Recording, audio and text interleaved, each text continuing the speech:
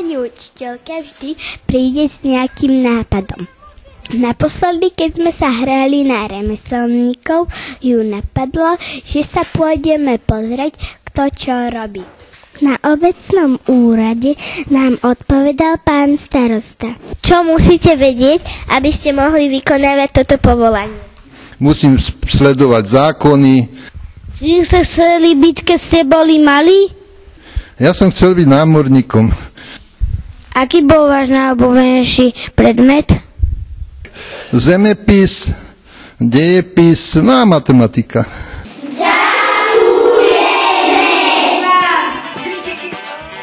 Na pošte bolo veľmi rušno. Od tety za priehradkou sme sa dozvedeli, že musí vedieť pracovať s ľuďmi, s peniazmi, s poukážkami. Vyspovedali sme aj tety kuchárky v školskej jedálni. Dobrý deň, my sme novinári a fotoreportéri z prvej A. Čo najradšej varíte? Aké je vaše obľúbené jedlo?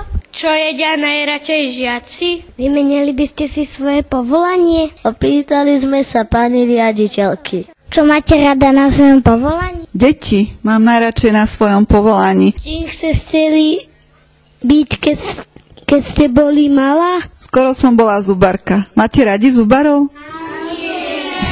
A pani učiteľku máte radšej ako zubara, pravda?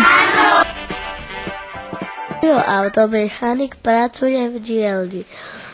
Opravuje pokázané autá. Nastavuje motory. Povolanie novinára sme si vyskúšali na vlastnej koži. Mňa to celkom bavilo. A ty by si čím chcela byť?